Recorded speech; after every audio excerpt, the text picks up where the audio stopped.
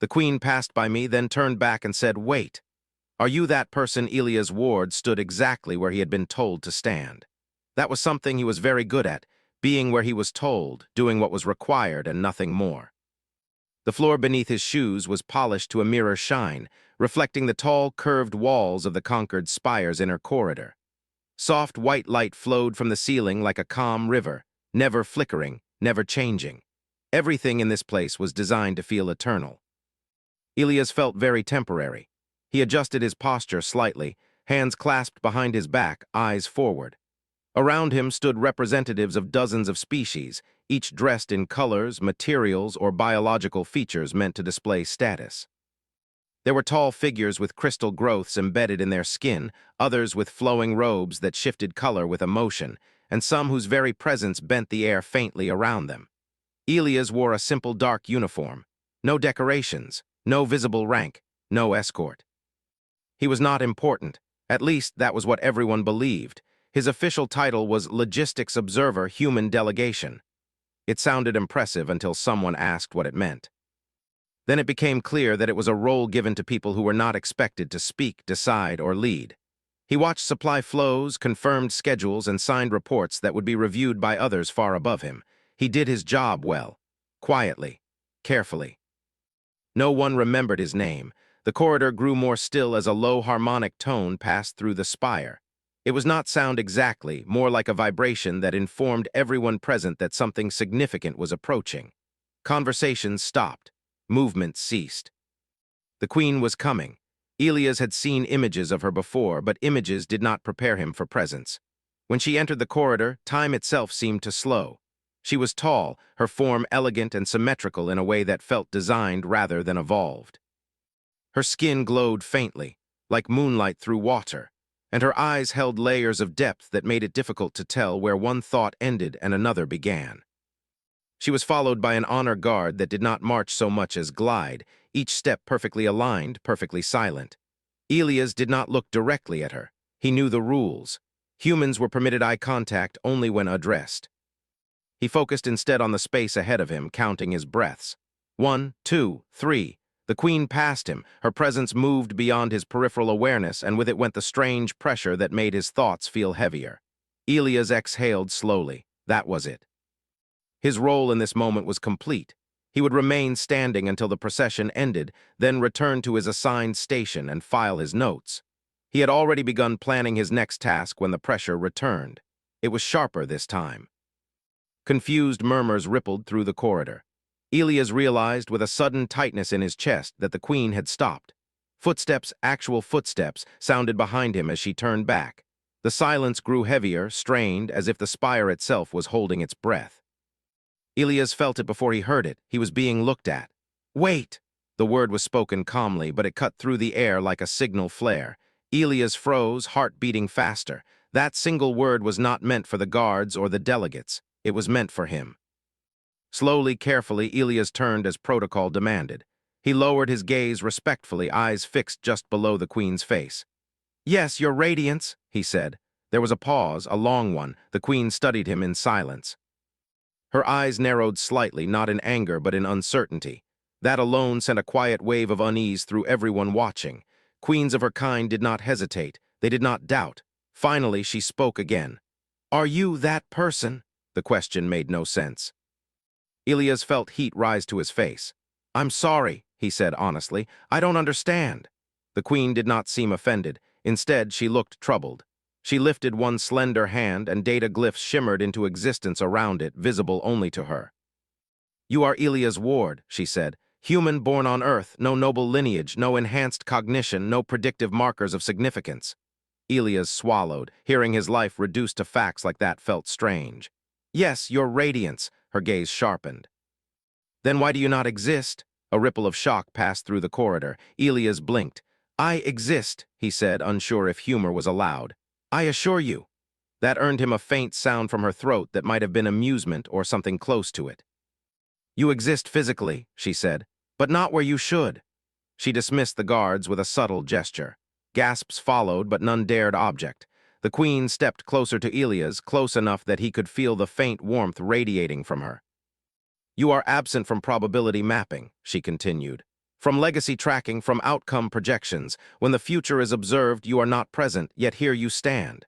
Elias' mind raced. He had no idea what to say to that.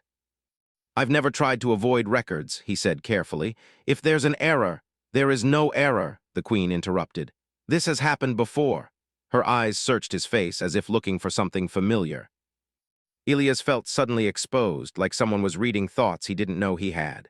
Long ago, she said, another human stood where logic said they should not, another unremarkable individual overlooked by all systems that matter. Elias frowned slightly. With respect, Your Radiance, humans are often overlooked. A few delegates stiffened at that, but the Queen's focus did not waver. This one, she continued, made a decision. Her voice lowered, becoming almost reflective. Not a grand one, not a dramatic one, a simple choice. One that should have changed nothing. The Queen's hand clenched slowly. It changed everything. Elias felt a strange chill. I don't know who that was, he said, and I don't think I'm anyone special. The Queen studied him for another long moment, then she straightened. Neither did they, she said. She turned slightly, addressing the corridor now. The procession will pause. No one moved, no one spoke. She looked back at Elias. You will walk with me. It was not a request. Elias hesitated for only a fraction of a second, then nodded. Yes, Your Radiance. As they moved down a side passage, away from the watching eyes of the compact, Elias' thoughts spun. He had done nothing unusual. He followed procedures. He checked data. He made small decisions every day, choices so minor they barely registered. Or so he thought. They entered a quiet chamber filled with soft light and curved seating grown directly from the spire's structure. The Queen gestured for Elias to sit. He did carefully, perching on the edge. You recently authorized a supply reroute, she said. Elias nodded.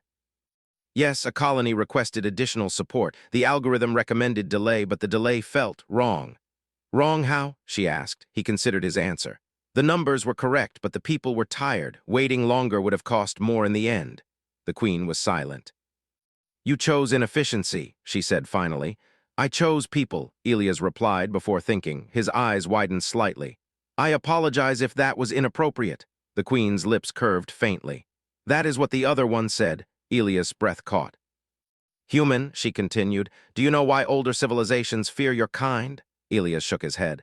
We're usually told we're harmless. The Queen's gaze softened, but her words were heavy. You are feared because you refuse to become predictable. You act without certainty. You choose without assurance of reward. She leaned back slightly. You introduce variables. Elias looked down at his hands. They were steady, ordinary. I don't feel dangerous, he said quietly.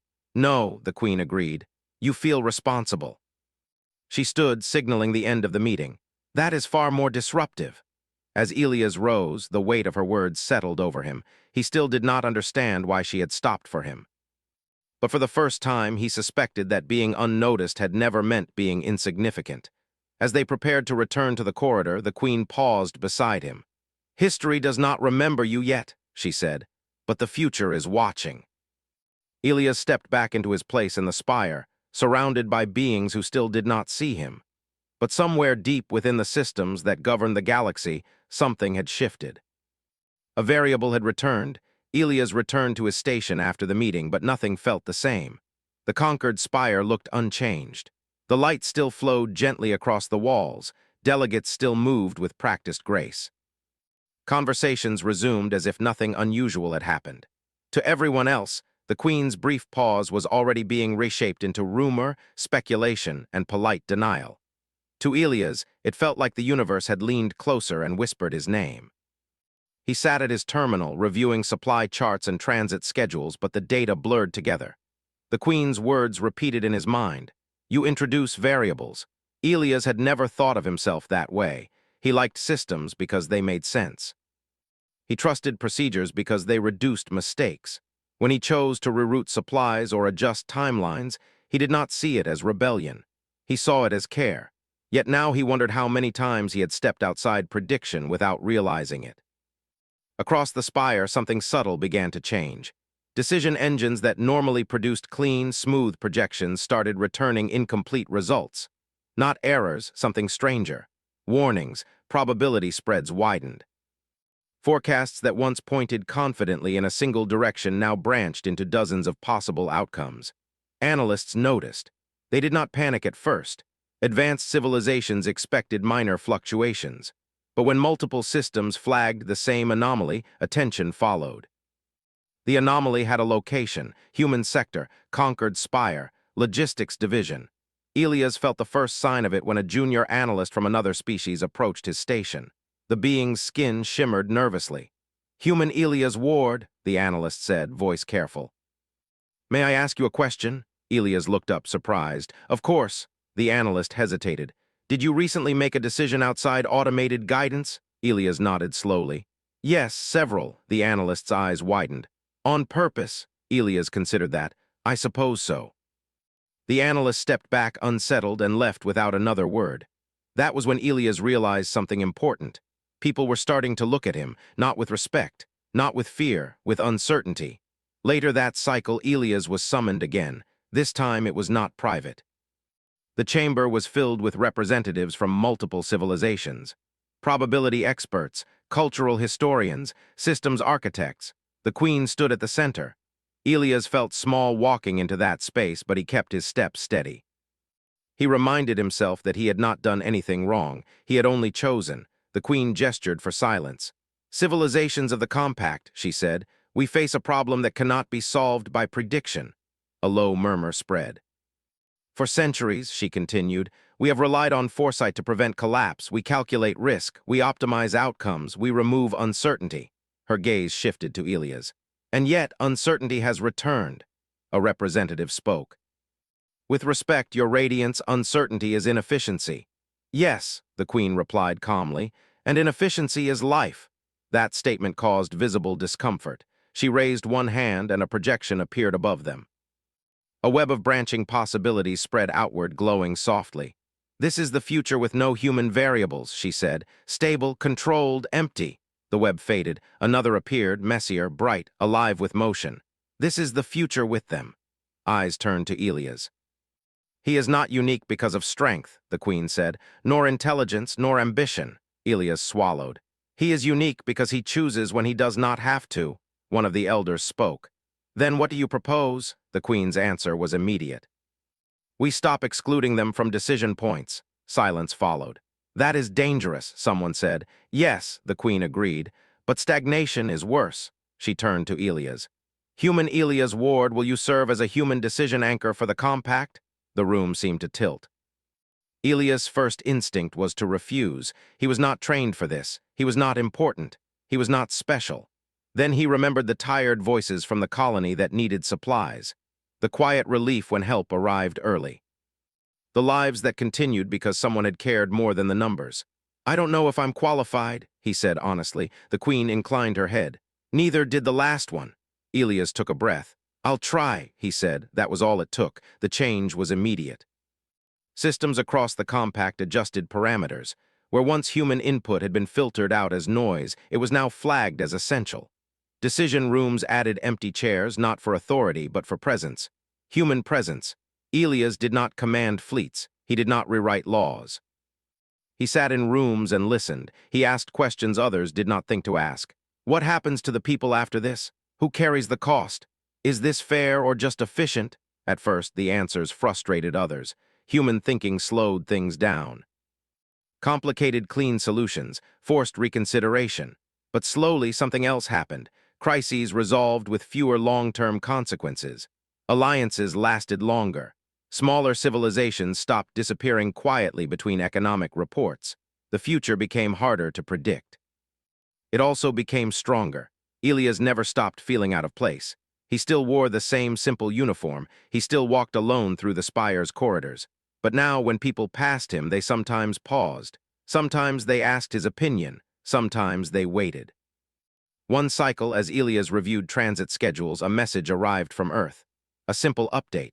No praise, no ceremony, just a note. "We heard you're doing good work. Keep choosing." Elias smiled softly. Far above the spire, probability engines continued to struggle. Their warnings grew frequent, almost desperate. Human present, outcome uncertain. For the first time in a very long time, the galaxy did not know what would happen next, and that uncertainty felt like hope. Elias did not become famous. That surprised many of the Compact. When the decision engines first failed, when the future stopped behaving, Analysts had expected humans to demand recognition or power. Some civilizations believed Elias would rise quickly, taking authority, shaping policy with forceful confidence. He did none of that. He continued to arrive early. He continued to read everything himself. He continued to listen more than he spoke, and because of that, change spread quietly. The compact began to notice a strange pattern. Whenever Elias was present during a discussion, the final outcome took longer to reach, but lasted longer once it did. Treaties stopped unraveling after a few cycles. Resource disputes no longer returned under different names. Even disagreements felt different, less sharp, less final. No one could explain it using equations. That unsettled them. One cycle, a delegation from a long-lived species requested a private audience with Elias. They had ruled their sector for over 10,000 years. Their voices were calm, controlled, and tired. "We do not understand your process," their speaker said. "You do not optimize." Elias nodded. "I try to balance. That is inefficient." "Yes," Elias said gently, "but people aren't systems. They remember how they are treated." The delegation left without responding. 3 cycles later, they returned to renegotiate a trade framework, this time including protections they had never considered before. Word spread. Humans were not powerful because they could see the future. They were powerful because they accepted that they could not. As more humans were invited into decision rooms, something unexpected happened. They did not agree with each other at all. Some argued for patience. Others pushed for immediate help. Some focused on fairness. Others on survival. The compact was alarmed at first. Multiple human viewpoints made outcomes even harder to predict. But Elias saw something important. Disagreement did not weaken humans, it strengthened the choice. Where older civilizations relied on consensus shaped by tradition, humans argued openly, then committed fully once a decision was made. They carried responsibility personally. If a choice failed, they owned it. That was new. One day, a junior systems architect approached Elias with visible frustration. "The projections won't stabilize," she said. "Every time a human participates, the probability field expands instead of narrowing." Elias studied the display. Branches stretched outward, glowing and unstable. "Maybe it's not supposed to narrow," he said. The architect stared at him. "Then how do we control outcomes?" Elias smiled faintly. "Maybe we don't, maybe we guide them." That idea spread faster than anyone expected. Instead of forcing futures into clean paths, the compact began planning for adaptability. They built systems that could change mid-process, laws that allowed revision without collapse, aid networks that responded to need instead of forecasts. It was messy. It worked. The Queen observed all of this without interference. When asked why she trusted humans so deeply, her answer was always the same. "They remember the cost of certainty." One cycle, Elias was invited to stand beside her during a major assembly, not as an observer. Not as a representative, as a symbol. The chamber was filled with beings who had once ruled by prediction alone. Now they faced a future that could not be fully mapped. The Queen spoke first. "For ages, we believed control was wisdom," she said. "But wisdom without empathy becomes tyranny, even when unintended." She turned slightly toward Elias. "Humans taught us that choosing without guarantee is not weakness, it is courage." Elias felt the weight of thousands of eyes. He did not feel worthy of it. But he understood something now. He was not special because he was human. He was human because he chose. When the assembly ended, Elias walked alone through the spire as he always had. The corridors still glowed softly. The walls still curved like quiet thoughts. But now the spire felt alive. Messages arrived constantly. Questions, requests for advice, invitations. Elias answered what he could. He refused what he could not do well. One message stayed with him. It came from a probability engine, not an error, not a warning, a question. "What outcome should we prioritize?" Elias stared at it for a long time. Then he typed a response. "The one where the most people still have a choice tomorrow." The engine processed that for longer than expected. Then it accepted the input. Across the galaxy, futures shifted again, not toward perfection, but toward possibility. Elias never learned the name of the human who came before him, the one who made the first small choice that broke prediction. He realized he did not need to. What mattered was that humans kept arriving at those moments. Quiet, unremarkable, ready to choose, not because they were certain, but because someone had to be. And as long as they did, the future would never belong to a single empire, a single system, or a single fate. It would belong to everyone who dared to choose without knowing the end. And that, the galaxy was learning, was humanity's greatest strength. Elias began to notice the silence first. It was not the peaceful kind. It was the kind that came when systems stopped arguing with each other, when alerts no longer flashed urgently, when probability engines, once overwhelmed by branching futures, started returning something close to calm. That worried him. The compact had grown used to uncertainty. It had learned to work with it, even welcome it. But now, slowly, the galaxy was settling again, not into chaos, but into comfort. Comfort was dangerous. Elias sat in a wide observation chamber overlooking a living star map. Light points drifted gently, each representing a system, a people, a story still unfolding. He watched as probability bands tightened around several major trade routes. Predictability was returning. A soft chime announced the Queen's arrival. She did not startle him anymore. That realization made Elias uneasy as well. "You see it too," she said, not as a question. "Yes," Elias replied. "The futures are narrowing." The Queen folded her hands. "Many believe this is success. They say humanity has stabilized the compact." Elias shook his head slowly. "We didn't stabilize it. We reminded it how to choose. And now it's forgetting again." The Queen studied the map. "Civilizations seek rest after change. They crave patterns. Patterns turn into rules," Elias said. "Rules turn into walls." The Queen looked at him sharply. "And walls turn into things no one remembers building," Elias finished. They stood together in silence. Reports soon confirmed his concern. Decision councils began deferring choices back to automated guidance. Human representatives were still present, but increasingly ignored when their suggestions complicated timelines. "Let the systems handle it," leaders said. "They're stable again." Elias saw the old danger returning, not cruelty, not violence, neglect. Smaller systems began to experience subtle strain. Aid arrived on time, but without flexibility. Trade resumed, but without fairness adjustments. Laws passed, but without listening. Nothing broke. Yet, Elias requested a general assembly. The response was polite hesitation. "Is there a crisis?" they asked. "No," Elias replied. That answer delayed the meeting, so Elias did something unusual. He stepped away. For one full cycle, Elias did not attend any decision chamber. He did not review schedules. He did not advise. He simply observed. The effect was immediate. Probability engines stabilized further. Leaders relaxed. Efficiency increased. Then quietly cracks appeared. A colony followed protocol and failed anyway. A treaty met every metric and still collapsed socially. A system optimized for growth began losing people, not to death but to despair and departure. The engines could not explain it. The Queen summoned Elias again. "They are asking for you," she said. "I know," Elias replied. "That's why I waited." He returned to the council slowly. When he entered the first chamber, conversation stopped. Not because of authority, because of relief. Elias did not accuse anyone. He did not criticize the systems. He asked one question. "Who here feels heard by the future we're building?" Silence answered. That was enough.